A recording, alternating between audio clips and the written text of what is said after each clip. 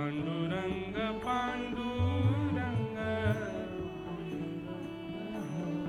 ऐसे नहीं, नेत्र बंद करके बैठिए, और यदि नेत्र खोल के बैठे हैं तो हमें बाद में पहले पीछे विराजमान विट्ठल रुक्माई को दर्शन करो।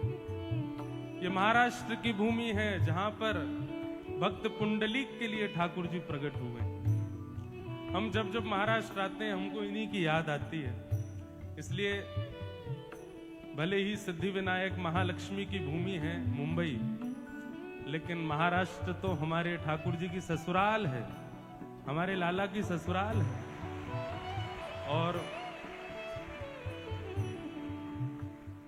श्री रुक्मणी जी के आप सब लोग एक प्रकार के परिवारी जन हो। देखो, हम तो संबंध निकालने में माहिर हैं। आप सब लोग महाराष्ट्र के हैं, रुक्मणी जी महाराष्ट्र की हैं, और जहां की बहू होती है वहां के सब लोग भी फिर उसी संबंध के होते हैं। तो यहां जितने पुरुष बैठे हैं, अगर 60 से ऊपर के हैं तो वो सब ठाकुर जी के ससुर हैं, 60 से नीचे के हैं तो ठाकुर जी के साले हैं। जितनी माताएं बैठी हैं 60 से ऊपर की सब सास हैं, और 60 से नीचे की सब ठाकुर जी की साली हैं। तो सब महाराष्ट्र के जितने भी हैं सब ठाकुर जी के संबंधी हैं। एक प्रकार से श्रीमद् भागवत जी के रूप में आपके जमाई ही आए हैं। ये भागवत जी कौन है? श्री कृष्ण हैं। और आपके जमाई राजा जामाता आपके ठाकुर जी ही पधारे हैं महाराष्ट्र। इसलिए ससुराल वालों ढीले नहीं, भाव से। ये 7 दिन बहुत विशेष हैं मेरे लिए भी, आपके लिए भी। मेरे लिए इसलिए विशेष है क्योंकि इस साल की ये अंतिम कथा है, और 2 कथाएं मुझे हमेशा याद रहेंगी। एक मेरे जीवन की पहली कथा, क्योंकि अपने जीवन की सबसे पहली कथा मैंने तभी की थी, और एक ये कथा क्योंकि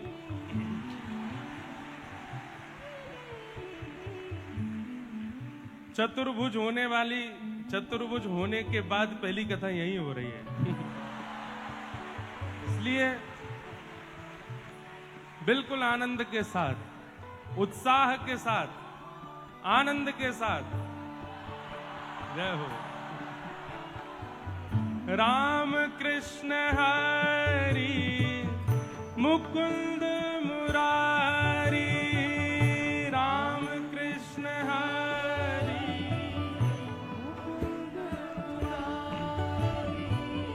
राम कृष्ण हरि मुकुंद मुरारी, राम कृष्ण हरि जय पांडुरंग पांडुरंग पांडुरंग हरि, पांडुरंग पांडुरंग जय पांडुरंग पांडुरंग पांडुरंग हरि, पांडुरंग पांडुरंग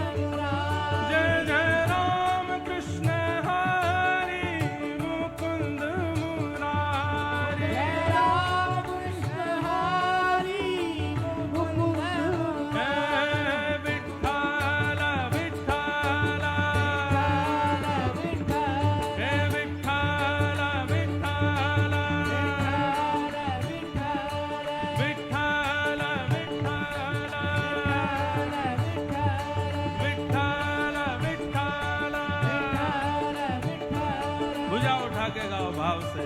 हे विठ्ठल विठ्ठल विठ्ठल विठ्ठल विठ्ठल विठ्ठल विठ्ठल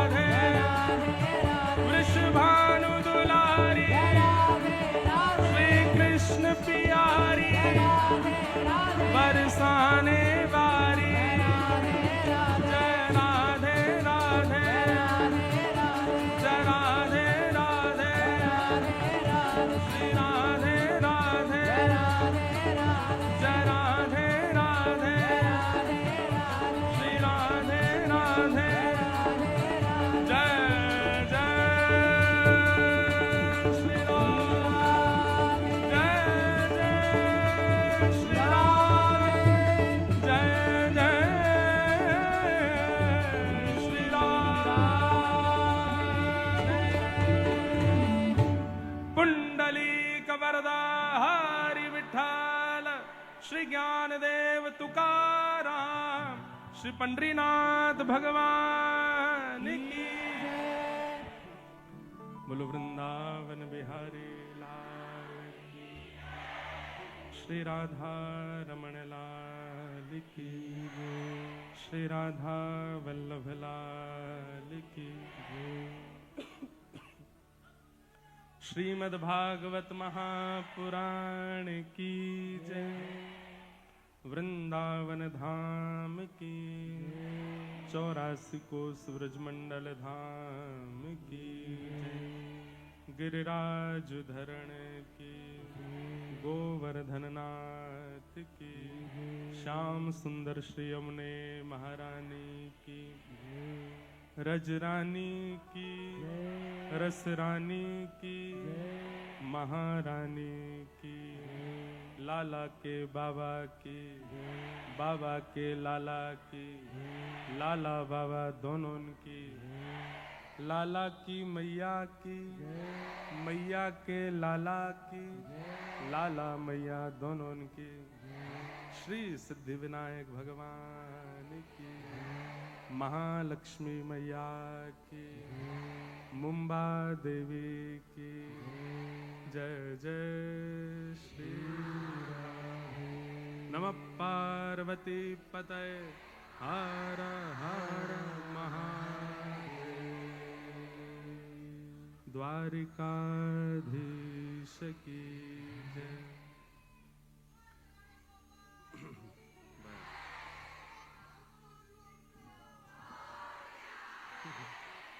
गणपति बप्पा मंगल मूर्ति आप सबको जय श्री कृष्ण जय जय सिया राम जय सिया राम। जय श्रीमन नारायण। जय श्रीमन्नारायण। जय जय श्री राधे। जय श्री राधे। पूछ री के लौटा की खूब खूब प्यार। क्या बात है बंसी वारे। जय। जितना आप तरस रहे थे इन सब भावों के लिए हम भी तरस रहे थे, लेकिन आइए अब कथा में प्रवेश करें। बिल्कुल शांति से सब लोग विराजें। परम मंगल में प्रात प्रखलेश्वर अकारण करुणा वरुणालय भक्त वांछा कल्पतरु तड़िद्वित विनिंदित पीतांबरधारी श्री बालकृष्ण लाल की वांगमयी शब्दमयी वाणीमयी प्रतिमूर्ति हम आप सबके मध्य में विराजमान श्रीमद् भागवत महापुराण को बारंबार प्रणाम। संत जनों के परमाशीर्वाद से श्री सिद्धिविनायक भगवान की परम कृपा से हम आप सब लोग महालक्ष्मी मैया की भूमि, सिद्धिविनायक भगवान की भूमि, मुंबा देवी की भूमि, भारत की आर्थिक राजधानी मुंबई में अविराजित होकर के साल 2025 की भक्ति पथ के माध्यम से विश्राम कथा श्रवण करने के लिए एकत्रित हुए हैं। यह हमारा परम सौभाग्य है।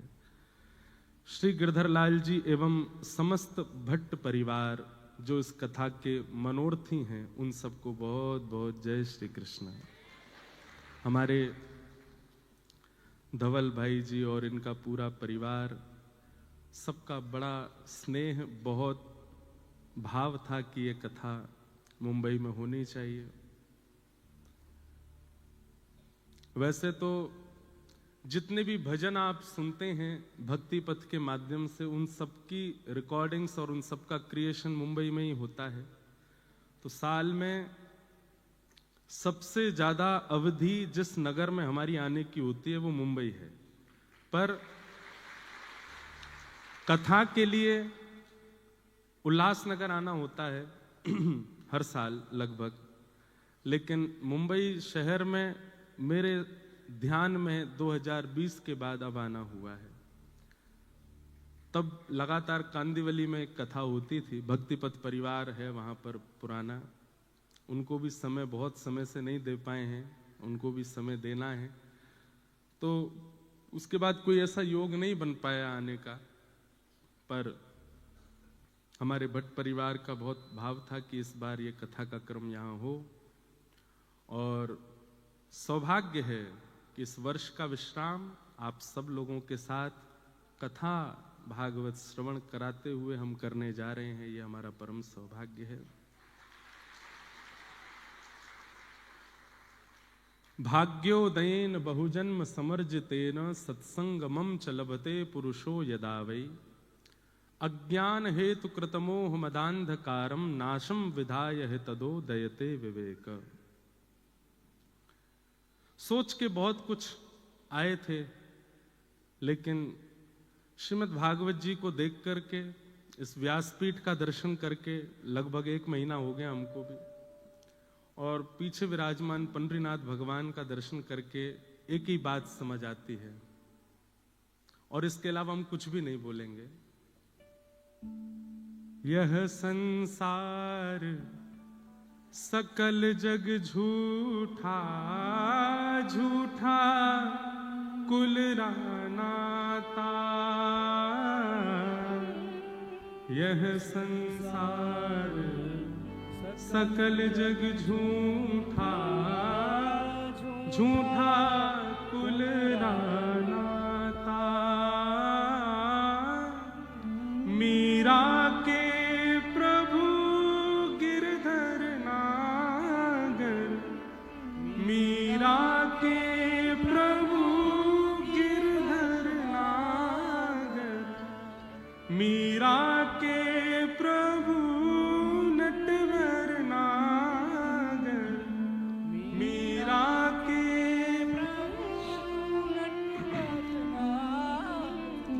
हरि चरणा चितराचि गिरधर जन्म मरण रासाथी गिरधर जन्म मरण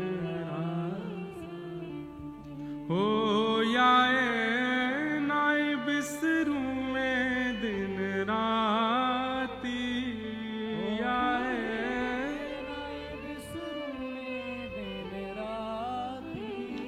गिरधर जन्म मरण रासाथी गिरधर जन्म मरण रासाथी। भैया संसार में चाहे आप कितनी भी उपलब्धियों को प्राप्त कर लो, कितनी भी श्रेष्ठताओं को प्राप्त कर लो, और अब मैं कह सकता हूं कितनी भी कथाएं प्रवचन कर लो, ये संसार आपका कभी ना था, ना होगा, ना हो सकता है। लाल जी हमेशा आपके थे, हमेशा आपके हैं, हमेशा आपके रहेंगे। बहुत आसान होता है और किसी के ऊपर कुछ भी बोल देना, और उसमें भी विशेष रूप से अगर कोई कथा वक्ता हो, अगर कोई आध्यात्मिक व्यक्ति हो, क्योंकि उसका स्वभाव है वो मौन रहता है। आध्यात्मिक व्यक्ति का स्वभाव क्या? सबसे पहला परिचय आध्यात्मिक व्यक्ति का यही है कि वो मौन रहेगा, वो कुछ नहीं बोलेगा, और जो बोलने लग जाए वो आध्यात्मिक नहीं है, वो भक्त नहीं है, वो भक्ति पथिक नहीं है। जो बोलता हो, जो चिल्लाता हो, जो शोर मचाता हो, जिसका विवाद में रुचि हो, वो भक्ति पथिक नहीं हो सकता। कभी सुना किसी चरित्र में, किसी प्रसंग में कि मीराबाई ने लड़ाई की? कभी सुना कि गोस्वामी तुलसीदास जी ने युद्ध किया? कभी सुना कि किसी भक्त ने अपने विद्वेषियों के साथ में, विद्रोहियों के साथ में, या अनर्गल बोलने वालों के साथ में कुछ कहा? कुछ नहीं, सब मौन रहे। क्यों? उन्हें फुर्सत कहां अपने ठाकुर जी को याद करने से। ठाकुर जी बोलते हैं उनकी तरफ से, और जब ठाकुर जी बोलते हैं तो महाभारत होता है, फिर कुछ नहीं होता। इसलिए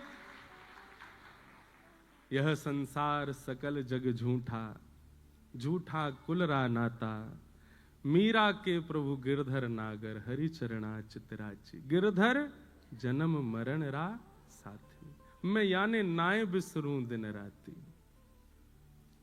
हमारे जीवन का एक नव प्रसंग प्रारंभ हुआ। बहुत लोगों ने प्रेम दिया, बहुत लोगों ने स्नेह दिया, बहुत लोगों ने आशीष दिया, पर मुख में दांत 32 हैं, जीभ बार बार गड्ढे पे ही जाती है। कई लोगों ने ऐसी मुख दिखाई दी कि महाराज बस याद रहे जीवन भर। बाबा और हो गए हम, बाबा की इतनी बड़ी शादी, बाबा का ये, बाबा का वो। सब लोगों को प्रणाम। हमारे गोस्वामी तुलसीदास जी महाराज ने मानस जी के प्रारंभ में खलों को भी प्रणाम किया, और ये होना ही था। मुझे पता था कि ये होगा, क्योंकि दुनिया चाहती ही नहीं कि ये व्यासपीठ से उतरे, यहीं बैठे रहे। हमारे पूज्य पिताजी महाराज 52 वर्षों से कथा कर रहे हैं। कितने वर्ष? यहां पर कितने लोग ऐसे हैं जिनकी आयु 52 से कम होगी? 52 वर्ष नहीं होते। अरे आजकल के भारत में सब्जी बेचने वाले व्यक्ति भी अगर 4 साल लगातार सब्जी बेच लेते हैं तो भी उनका भी इतना हो जाता है कि वो अपना घर भी बंबई में बना सके, दिल्ली में। वैसा इतना योग्य हो गया है भारत। वो अपने पुत्र का विवाह यदि अच्छे से करें तो इसमें क्या दिक्कत? और भाई सबने सब बातें कह दी, लेकिन किसी ने एक बार भी ये नहीं कहा उस विवाह में एक वस्तु भी बिना प्याज लहसुन के नहीं थी। सब में, कुछ ही में भी कुछ नहीं था। सब कुछ नॉन ऑनियन गार्लिक विवाह, और सुनो, नॉन अल्कोहलिक विवाह।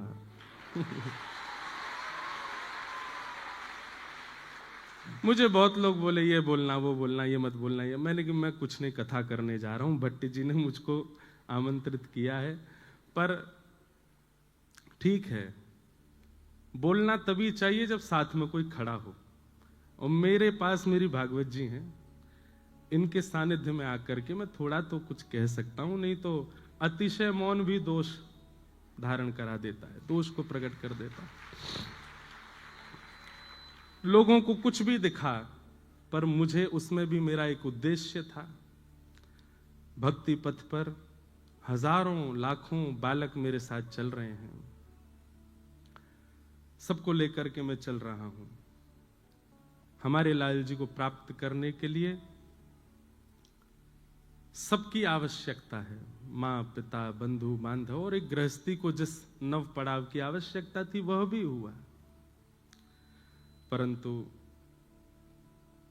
सब समाज संसार के लोग हैं, सबको हम प्रणाम करते हैं, सबको हम वंदन करते हैं। आपसे हम प्रार्थना करते हैं, आप भी मौन रहना शुरू करो। भैया, जीवन के 4 ही दिन बचे हैं, बहुत लंबा समय नहीं है हमारे पास में। एक दूसरे को पकड़ के नीचे गिराना, ये करना वो करना, उसकी निंदा स्तुति करने में समय निकल जाएगा। भगवत प्राप्ति कब करोगे फिर? अगर उसी बीच में प्राण निकल गए तो ठाकुर जी की प्राप्ति कैसे होगी? इसलिए सब विषय विकारों को छोड़ो, ठाकुर जी की सेवा में लगो, ठाकुर जी की सेवा भाव से करो। हमारा उद्देश्य, मैं तो पहले ही कहा है हमेशा, कि आप एक चूक करके तो देखो, चूक नहीं भी करो तो भी लोग आपको पकड़ेंगे। ये संसार का नियम है, स्वभाव है, स्वरूप है। और उसमें भी आध्यात्मिक व्यक्ति पर तो कीचड़ उछालना सबसे आसान होता है, क्योंकि उसका स्वभाव मौन होता है। इसलिए मौन रहिए, अपना हरिनाम कीजिए, भजन कीजिए, तैयार रहिए। जब व्यास जी नहीं बचे तो हम तो श्रोता हैं, हमको भी पकड़ा जा सकता है। तो इसलिए बस ठाकुर जी की नजरों में राजी रहो, बाकी संसार की नजरों में तो कभी राजी आप हो ही नहीं सकते, कभी आप अच्छे हो ही नहीं सकते। खूब प्रसन्नता से मुंबई कथा में महाराष्ट्र के भक्तों के चरित्र हम लोग सुनेंगे, भागवत की कथा होगी, और इतना आनंद लेना है, इतना आनंद करना है कि सभागृह की जो ये मंजिला है, एक तो बहुत सुंदर, मैं तो देख के ही आश्चर्यचकित हो गया। श्रोता सिर पे बैठे हैं व्यास जी के और इतने आनंद के साथ बैठे हैं। अच्छा है, व्यास जी नीचे रह गए, श्रोता ऊपर पहुंच गए हैं। हाँ, आशीर्वाद और दे रहे हैं व्यास जी को, ऐसी कथा सुनाते रहे। अच्छा है, आप सब लोग खूब भाव से कथा सुन रहे हैं। हमें तो ये लग रहा आज तो पहला ही दिन है, और आज मंगलवार और है। अब भट्टी जी क्या करेंगे आप कल से तो और लोग आने वाले हैं। यहाँ जगह की कमी है, बाहर इतनी लंबी लाइन लग रही थी, मैं तो देख के ही हैरान। लेकिन अच्छा है, 7 दिन वो आनंद करना है जो इस साल में नहीं हुआ होगा, और वो मुंबई में करना है। हम वापस अपनी राह पर, जैसे कोई व्यक्ति अपने मार्ग पर चलता है, थोड़ी देर के लिए स्टॉपेज लेता है, चाय नाश्ता करके वापस गाड़ी में बैठ जाता है। तो 10 साल से हमारी गाड़ी चल रही थी भागवत जी की, 1 महीने का थोड़ा ये स्टॉपेज लेके अब हम दोबारा से आ गए। अब ये स्टॉपेज अंतिम श्वास तक आएगा ही नहीं। अब तो 20 जुलाई 2015 को हम व्यासपीठ पर बैठे थे, उसके बाद में पहली बार एक विश्राम इतना लंबे समय का अभी हुआ। पर आज 23 दिसंबर 2025 को हम बैठे हैं। अब तो ये अंतिम श्वास तक नहीं होगा विश्राम, अब तो ये चलता रहेगा। अब जो भी हमारे जीवन का होना था वो हो लिया, अब इससे ज्यादा कुछ होगा नहीं। तो अब तो बस लाल जी की राह पर हैं। आप सब लोग बस ऐसे ही आनंद से रहिएगा, खूब प्रसन्न रहो, खूब आनंद से रहो। अन्यस्य दोष गुण चिंतन माश मुक्त्वा। भक्ति में सबसे बड़ी बाधा क्या है? आपका भजन नष्ट कब होता है? जब आपको किसी में दोष दिखने लगता है। और आपके भजन का फल क्या है? आपको दोषी में भी गुण दिखने लग जाए, ये आपके भजन का फल है। अत्यंत दोषी व्यक्ति, जिसके 100 लोगों ने आपसे बुराई कर दी, और वो व्यक्ति आपके सामने आए तो आपको उसमें भी गुण दिख जाए, ये स्वभाव पता किसका है? ठाकुर जी का है। हमसे ज्यादा अधम कोई नहीं, हमसे ज्यादा दोषी कोई नहीं, लेकिन हम जब भी ठाकुर जी के सामने जाते हैं वो हमारे दोष नहीं देखते हैं। हरि जी मोरे अब गुण चित ना धरो, हरि जी मोरे अब गुण चित ना धरो। ठाकुर जी अवगुण देखते भी नहीं। अगर ठाकुर जी का स्वभाव मेरे आपके जैसा होता अवगुण देखने का, तो सिद्धि विनायक मंदिर के कपाट कभी नहीं खुलते। गणेश जी बंद करके बैठ जाते, बोले ये योग्य ही नहीं है मेरे सामने खड़े होने के, नहीं दूंगा मैं दर्शन। यदि ठाकुर जी हमारे आपके जैसे स्वभाव के होते तो पंडरीनाथ भगवान के कभी दर्शन नहीं होते। हम मानव हैं, हमको दोष ही दिखता है, और वो भगवान है, वो अत्यंत दोषियों में भी गुण देखते हैं। पूतना मारने के लिए आई थी। अहो वकीयम स्तन कालकूटम जिघांक्षया पाययदाप्य साध्वी लेभे गतिं धातृचितां ततोऽन्यं कं वा दयालुं शरणं व्रजेम। पूतना अपने पयोधर में विष लगा करके भगवान को मारने के लिए आई, और भगवान ने उसके पयोधर का पान करके उसको कौन सी गति प्रदान की? जो माता यशोदा को प्राप्त होनी चाहिए, जो भगवान की मां को गति प्राप्त होनी चाहिए, ठाकुर जी ने वो गति पूतना को प्रदान कर दी। देवताओं ने ठाकुर जी से प्रश्न किया, आपने ऐसा क्यों किया? आपने पूतना में ऐसा क्या देखा जो उसको मातृगति प्रदान कर दी? भगवान कहते हैं उसका कुल अच्छा नहीं, उसकी जाति अच्छी नहीं, उसका नाम अच्छा नहीं, उसका स्वभाव अच्छा नहीं, उसका कर्म अच्छा नहीं, कुछ भी तो अच्छा नहीं था, फिर उसको गति क्यों प्रदान कर दी आपने? तो भगवान कहते हैं उसकी मारने का तरीका हमको अच्छा लगा। जैसे मां पयोधर पिलाती है, ऐसे पयोधर पिला के मारने आई थी, इसलिए हमको अच्छा लगा। देखो कैसे हैं ठाकुर जी,